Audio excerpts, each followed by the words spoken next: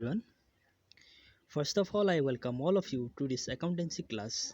So today in this class, we are going to discuss about the accounting treatment of goodwill.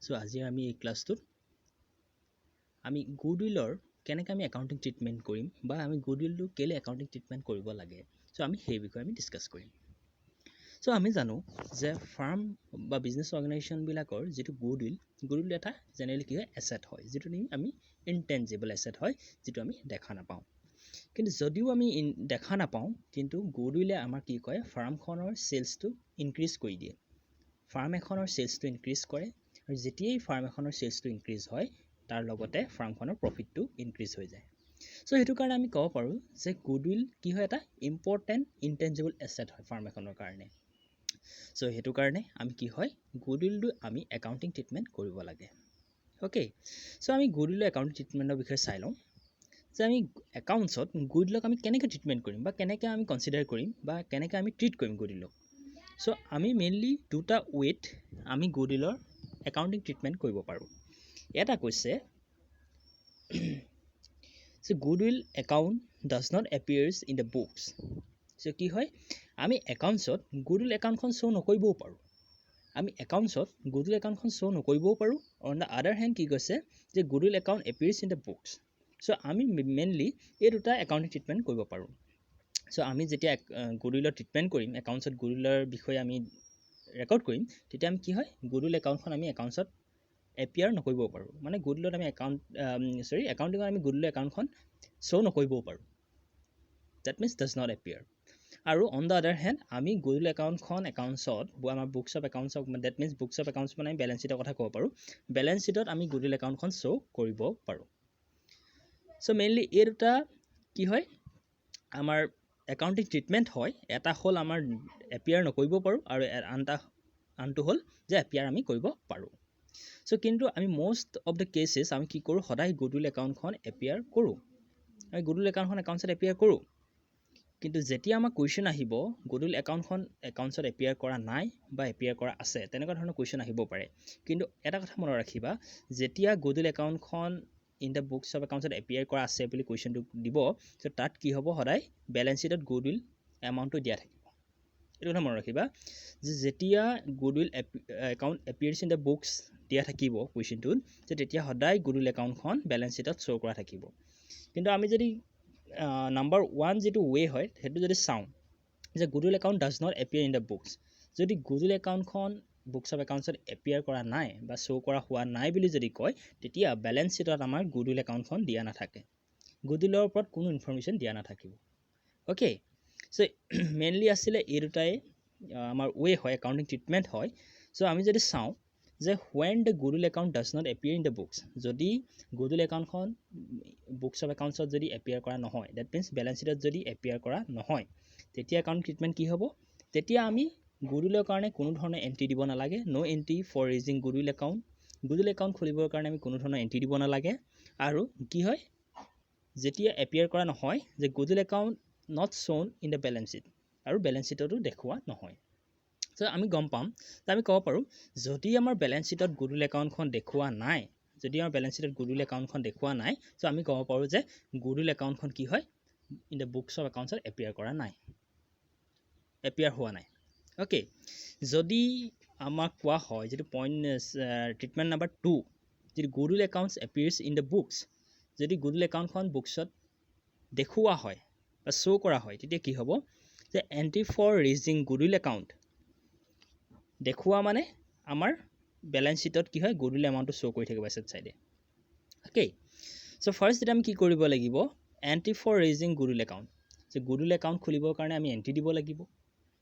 Goodwill account খুলিবৰ কাৰণে আমি entry দিব লাগিব okay next আহিলে existing goodwill account should be written of আৰু ইয়াত যিটো গুডউইলটো দিয়া আছে বেলেঞ্চ শ্বীটত সেই গুডউইলটো আমি নাইকিয়া কৰিব লাগিব ৰিটেন অফ কৰি দিব লাগিব বেলেঞ্চ শ্বীটৰ পৰা আমি নাইকিয়া কৰি দিব লাগিব চ' আমি ডিছকাছ কৰিম যে বেলেঞ্চ শ্বীটৰ পৰা যিটো গুডউইল এমাউণ্টটো ৰিটাৰ্ণ অফ কৰোঁতে আমাক কি এণ্ট্ৰি দিব লাগিব আমি সেইটো বিষয়েও ডিছকাছ কৰিম অ'কে চ' নেক্সটটো কৈছে যে goodwill account shown in the balance sheet আৰু যেতিয়া আমাৰ বুকছত গুডউইল একাউণ্টখন খোলা হ'ব তেতিয়া আমাৰ সদায় বেলেঞ্চ শ্বীটত কি হয় এছেট চাইডে গুডউইল একাউণ্টখন শ্ব' কৰি থাকিব গুডউইল একাউণ্টখন শ্ব' কৰি থাকিব যেতিয়া বুজি পালানে যে গুডউইল একাউণ্ট যদি বুকছত দেখুওৱা নহয় তেতিয়া কোনো ধৰণে গুডউইল একাউণ্ট খুলিবৰ কাৰণে কোনো ধৰণৰ এণ্ট্ৰি দিব নালাগে আৰু গুডউইল একাউণ্টখন বেলেঞ্চ শ্বীটতো শ্ব' কৰি নাথাকে।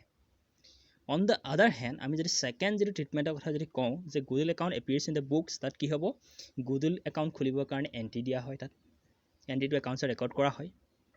নেক্সট কৈছে যিটো বেলেঞ্চ শ্বীটত যিটো গুডউইল থাকিব সেইটো কোৱা হয় এক্সিষ্টিং গুডউইল। চ' সেই এক্সিষ্টিং গুডউইলটো আমি ৰিটাৰ্ণ অফ কৰিব লাগিব। ৰিটাৰ্ণ অফ মানে নাইকিয়া কৰি দিয়া, বেলেঞ্চ শ্বীটৰ পৰা নাইকিয়া কৰি কমাই দিব লাগিব, নাইকিয়া কৰি দিব লাগিব। অ'কে, আৰু থাৰ্ডটো কৈছে যে গুডউইল একাউণ্টখন ক'ত শ্ব' কৰি থাকিব, বেলেঞ্চ শ্বীটত এনেকৈ শ্ব' কৰি থাকিব। এইখন যদি আমি বেলেঞ্চ শ্বীট, এখন বেলেঞ্চ শ্বীট, চ' এই বেলেঞ্চ শ্বীটত গুডউইল একাউণ্টখন শ্ব' কৰি আছে। ডেট মিনছ গুডউইল একাউণ্টখন একাউণ্টছত খোলা হৈছে। অ'কে, চ' এতিয়া যে আমি ক'লোঁ ৰিটাৰ্ণ অফ, এতিয়া যে আমাৰ যিটো এক্সিষ্টিং গুডউইল বা বেলেঞ্চ শ্বীটত যিটো গুডউইল দিয়া থাকিব সেইটো আমি কেনেকৈ ৰিটাৰ্ণ অফ কৰিম, কেনেকৈ নাইকিয়া কৰিম, তাৰ এণ্ট্ৰিটো হৈছে যে goodwill return of all partners capital account debit. All partners মানে ফাৰ্মখনত যিমানবিলাক পাৰ্টনাৰ্ছ আছে সেই পাৰ্টনাৰ্ছবিলাকৰ যি কেপিটেল একাউণ্টখন ডেবিট কৰিম টু গুডউইল একাউণ্ট। এইটো যিটো entry all partners capital account debit to goodwill account, যদি আমি এই এণ্ট্ৰিটো দি দিওঁ চ' আমাৰ কি হয়, এক্সিষ্টিং যিটো গুডউইল একাউণ্ট আমাৰ বেলেঞ্চ শ্বীটত শ্ব' কৰি আছিলে সেই গুডউইলটো আমাৰ কি হৈ যাব, ৰিটাৰ্ণ অফ হৈ যাব। চ' এইটোৱে মেথড। চ' ফাইনেলি আমি ক'ব পাৰোঁ যদি গুডউইল একাউণ্টখন বুকছ অফ একাউণ্টছত শ্ব' কৰা নাই তেতিয়া আমি কি হয় ৰিটাৰ্ণ অফ এণ্ট্ৰিটো দিব নালাগে, আৰু যদি গুডউইল একাউণ্টখন আমাৰ ইন দ্য বুকছ অফ একাউণ্টছত শ্ব' কৰি আছে বা এপিয়াৰ কৰা হৈছে, দেখুওৱা হৈছে বা বেলেঞ্চ শ্বীটত শ্ব' কৰি আছে, তেনে ক্ষেত্ৰত আমি ৰিটাৰ্ণ অফ এণ্ট্ৰিটো দিব লাগিব। ডিফাৰেঞ্চটো এইটোৱেই দুইটাৰ ভিতৰত। চ' মই ক'লোৱেই যে ৰিটাৰ্ণ অফ এণ্ট্ৰিটো হয় all partners capital account debit to goodwill account. So' all partners বুলি ক'লে যিকেইজন পাৰ্টনাৰে বিজনেছটো চলাই আছে, যেনেকৈ হ'ব পাৰে as, for example A's capital account debit, B's capital account debit, C's capital account debit to goodwill account. গুডউইলৰ যিমানটো ভেলু আছে তেওঁলোকক অল ৰেচিঅ'ত ডিষ্ট্ৰিবিউট কৰি দিয়া হ'ব। অ'কে, চ' এইটো হ'ল ৰিটাৰ্ণ অফ এণ্ট্ৰি। নেক্সট যদি আমি চাওঁ গুডউইল ইন হোৱাট ফৰ্ম, এতিয়া আমি এডমিশ্যনৰ কথাটোলৈ আহোঁ। চ' আমি গুডউইল ট্ৰিটমেণ্ট পঢ়ি আছিলোঁ at the time admission, partner এজন এডমিশ্যনৰ সময়ত আমি গুডউইলৰ ট্ৰিটমেণ্টটো কেনেকৈ কৰিম, সেইটো হৈছে ফাৰ্ষ্ট যিটো আমি দুটা ট্ৰিটমেণ্ট আমি ডিছকাছ কৰি আহিলোঁ। কিন্তু এতিয়া কথাটো হ'ল যে এজন যেতিয়া নিউ পাৰ্টনাৰ ফাৰ্মখনলৈ এণ্ট্ৰি কৰে, মই আগৰ ভিডিঅ'ত ডিছকাছ কৰিছিলোঁ যে সেই পাৰ্টনাৰজনে এটা এমাউণ্ট কেপিটেল আনিব লাগিব আৰু আন এটা এমাউণ্ট তাৰ লগতে কিনিব লাগিব গুডউইল, প্ৰিমিয়াম ফৰ গুডউইল আনিব লাগিব। চ' এতিয়া যে নিউ পাৰ্টনাৰজনে যিটো প্ৰিমিয়াম ফৰ গুডউইল, যিটো গুডউইলৰ এমাউণ্ট আনিব, সেই এমাউণ্টটো কি ফৰ্মত আনিব, গুডউইল ইন হোৱাট ফৰ্ম, কি ফৰ্মত আনিব পাৰে। চ' কি হ'ল, এজন যেতিয়া নিউ পাৰ্টনাৰ ফাৰ্মখনে এণ্ট্ৰি কৰে সেই পাৰ্টনাৰজনে তিনিটা ফৰ্মত গুডউইল আনিব পাৰে। এটা হ'ল ইন কেছ, তেতিয়া গুডউইলৰ এমাউণ্টটো কেছতো আনিব পাৰে, নহ'লে ইন কাইণ্ড মানে লাইক এছেটৰ ফৰ্মতো আনিব পাৰে। ফৰ এক্সাম্পল ধৰি লোৱা কেছৰ কথাটো আমি বুজি পালোৱেই যে কেছ মানে গুডউইলৰ যিমানটো এমাউণ্ট হ'ব সেইটো কেছ লৈ আহিব তাৰ কাৰণে, সেইটো হ'ল কেছ। আৰু ইন কাইণ্ড মানে এছেট বুলি ক'ব পাৰোঁ, ফাৰ্মৰ এছেট বুলি ক'ব পাৰোঁ। ছাপ'জ ফৰ এক্সাম্পল এজন নিউ পাৰ্টনাৰ ফাৰ্মখনে এণ্ট্ৰি কৰিছে আৰু সেই পাৰ্টনাৰজনে 5,000 এমাউণ্ট গুডউইল আনিব লাগে। চ' সেই পাৰ্টনাৰজনে ভাবিলে যে 5,000 এমাউণ্টৰ গুডউইল কেছত অনাতকৈ তেওঁ কি কৰিলে, এটা 5,000 এমাউণ্টৰ এটা এছেট লৈ আহিলে, ফৰ এক্সাম্পল মেচিনেৰী লৈ আহিলে 5,000। চ' তেনেকৈও গুডউইল এজন নিউ পাৰ্টনাৰে আনিব পাৰে ইন কাইণ্ড। আৰু থাৰ্ডটো কৈছে যে মে নট ব্ৰিং গুডউইল, কি হয় যে এনেকুৱা কিছুমান চিটুৱেশ্যন আহে যিবিলাক এজন নিউ পাৰ্টনাৰে কেতিয়াবা গুডউইল আনিব নোৱাৰিবও পাৰে। চ' যেতিয়া এজন পাৰ্টনাৰে কি হয় গুডউইল ফাৰ্মখনলৈ নানে, সেই চিটুৱেশ্যনটোত আমাৰ একাউণ্টিং ষ্টেণ্ডাৰ্ড 26 কৈছে যে premium for goodwill will be adjusted through the capital or current account of the new partner. So' তেনেকুৱা কেছত আমি কি কৰিম, নিউ পাৰ্টনাৰজনৰ যিখন কাৰেণ্ট একাউণ্ট হ'ব বা কেপিটেল একাউণ্ট হ'ব সেই একাউণ্টখনৰ থ্ৰুৱেদি কি হয় গুডউইলৰ এমাউণ্টটো এডজাষ্ট কৰা হ'ব।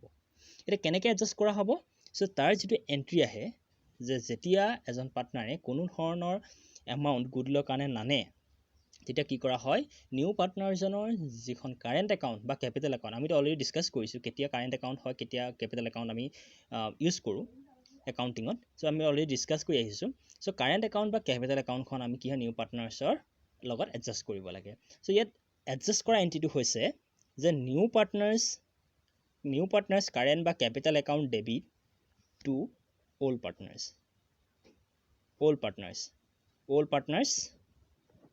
Capital or current account. So' ইয়াৰ এণ্ট্ৰিটো এইটো হয়। চ' যেতিয়া এজন নিউ পাৰ্টনাৰে যেতিয়া ফাৰ্মখনলৈ কোনো ধৰণৰ এমাউণ্ট বা কোনো ধৰণৰ এছেট গুডউইলৰ কাৰণে আনিব নোৱাৰে, তেনেকুৱা কেছত আমাৰ যিটো একাউণ্টিং ষ্টেণ্ডাৰ্ড 26 আমি জানো deals with the intangible asset. So' accounting standard 26 কৈছে যে তেনেকুৱা চিটুৱেশ্যনত যিজন নতুন পাৰ্টনাৰ নিউ পাৰ্টনাৰ ফাৰ্মখনলৈ এণ্ট্ৰি কৰিব, সেই পাৰ্টনাৰজনৰ কাৰেণ্ট বা কেপিটেল একাউণ্টৰ থ্ৰুৱেদি গুডউইল এমাউণ্টটো এডজাষ্ট কৰা হ'ব। আমি ইয়াৰ পিছৰ ক্লাছত আমি ডিটেইলছত ডিছকাছ কৰিম যে কেনেকৈ এডজাষ্ট কৰা হয়। অ'কে, চ' যিটো আমাৰ কেছৰ কথা ক'লোঁ, কেছত কি হয়, কেছত দুটা টাইপৰ হ'ব পাৰে। এটা কি হয়, নিউ পাৰ্টনাৰজনে প্ৰাইভেটলি পাৰ্টনাৰ্ছবিলাকক কেছৰ গুডউইলৰ এমাউণ্ট দি দিব পাৰে।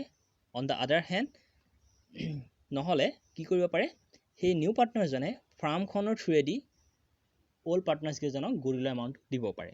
এই দুটা ধৰণৰ চিটুৱেশ্যন হ'ব পাৰে। চ' আমি মেইনলি ইয়াত ডিছকাছ কৰিলোঁ যে গুডউইলটো কি ফৰ্মত আনিব পাৰে। এটা হ'ল কেছ ফৰ্মত আনিব পাৰে, এটা হ'ল ইন কাইণ্ড মানে এছেট ফৰ্মত আনিব পাৰে, নতুবা কি হয় কেতিয়াবা নিউ পাৰ্টনাৰজনে কোনো ধৰণৰ গুডউইলৰ এমাউণ্ট আনিব নোৱাৰিবও পাৰে। চ' তেনেকুৱা কেছত আমি কি কৰিলোঁ, একাউণ্টিং ষ্টেণ্ডাৰ্ড 26 কৈছে যে যদি এজন পাৰ্টনাৰে প্ৰিমিয়াম ফৰ গুডউইলৰ কাৰণে কোনো ধৰণৰ এমাউণ্ট ব্ৰিং কৰিব নোৱাৰে, আনিব নোৱাৰে, তেনে ক্ষেত্ৰত কি হয় পাৰ্টনাৰজনৰ কেপিটেল একাউণ্ট বা কাৰেণ্ট একাউণ্টখনৰ থ্ৰুৱেদি এডজাষ্ট কৰা হয়। চ' যিটো আমি পিছত আমি ডিটেইলছত ডিছকাছ কৰিম। চ' এইকেইটা হ'ল মেইনলি ফৰ্ম, কি ফৰ্মত নিউ পাৰ্টনাৰজনে গুডউইল ফাৰ্মখনলৈ আনিব পাৰে। অ'কে, নেক্সট আহিলে যিটো আমাৰ নৰ্মেল একাউণ্টিং এণ্ট্ৰিজ। যেতিয়া এজন পাৰ্টনাৰ নিউ পাৰ্টনাৰ এজন ফাৰ্মখনত এণ্ট্ৰি কৰে, তেতিয়া গুডউইলৰ যিটো নৰ্মেল যিটো আমাৰ একাউণ্টিং এণ্ট্ৰিজ হয়, চ' সেইবিলাকৰ বিষয়ে ডিছকাছ কৰিম। So' accounting entries at the time of admission of a new partner. So' new partner admission হ'লে মেইনলি এই তিনিটা একাউণ্টিং কি হয় ট্ৰিটমেণ্ট একাউণ্টিং এণ্ট্ৰিজ দিয়া হয়, কিন্তু চিটুৱেশ্যন ৱাইজ এইটো ডিফাৰেণ্ট হ'ব পাৰে, ইয়াতকৈ বেছিও এণ্ট্ৰি আহিব পাৰে, কিন্তু চিটুৱেশ্যন লৈ লৈ। চ' এনেকুৱা অৰ্গেনাইজেশ্যনৰ বহুতো চিটুৱেশ্যন ক্ৰিয়েট হ'ব পাৰে। ফৰ এক্সাম্পল গুডউইলৰ ছাপ'জ ধৰি লোৱা এজন নিউ পাৰ্টনাৰ এজনে গুডউইলৰ এমাউণ্ট হাফ এমাউণ্টহে আনিলে গুডউইলৰ ফাৰ্মখনলৈ, আৰু বাকী গুডউইলৰ হাফ এমাউণ্টটো কি হ'ল আনিব নোৱাৰিলে। চ' তেনেকুৱা ক্ষেত্ৰত কি হ'ব, এণ্ট্ৰি এটা ঠাইত দুটা হৈ যাব। চ' তেনেকৈ চিটুৱেশ্যন লৈ লৈ এণ্ট্ৰিবিলাক ইনক্ৰিজ হৈ যাব। কিন্তু আমি কি হয় জেনেৰেলি এই তিনিটা এণ্ট্ৰিজ কি হয় আমাৰ এডমিশ্যনৰ সময়ত দিয়া হয়। চ' ফাৰ্ষ্টটো কৈছে the time of capital brought by a new partner. So' যেতিয়া মই ক'লোৱেই যেতিয়া এজন নিউ পাৰ্টনাৰ ফাৰ্মখনলৈ এণ্ট্ৰি কৰে, তেতিয়া কি হয় সেই নিউ পাৰ্টনাৰজনে এটা এমাউণ্ট অফ কেপিটেল আনিব লাগে আৰু এটা এমাউণ্ট অফ কি হয় প্ৰিমিয়াম ফৰ গুডউইল এমাউণ্ট এটা আনিব লাগে। চ' যেতিয়া পাৰ্টনাৰজনে কেপিটেল ব্ৰিং কৰে ফাৰ্মখনলৈ, কেপিটেল আনে, তেতিয়া কি হয় কেছ বা bank account debit to partners capital account. So' যিহেতু আমি এইটো এণ্ট্ৰি আগতেও দি আহিছোঁ, ফাৰ্ষ্টটো দি আহিছোঁ, আমি বুজি পাইছোঁ যে যেতিয়া পাৰ্টনাৰ এজনে বা অনাৰজনে ফাৰ্মখনলৈ কেপিটেল কণ্ট্ৰিবিউট কৰে, চ' তেতিয়া এই এণ্ট্ৰিটো হয়। নেক্সট কৈছে when the premium brought by the new partner. যেতিয়া নিউ পাৰ্টনাৰজনে প্ৰিমিয়ামৰ এমাউণ্টটো আনে, চ' এইটোতো ছেইম এণ্ট্ৰিয়ে হ'ব।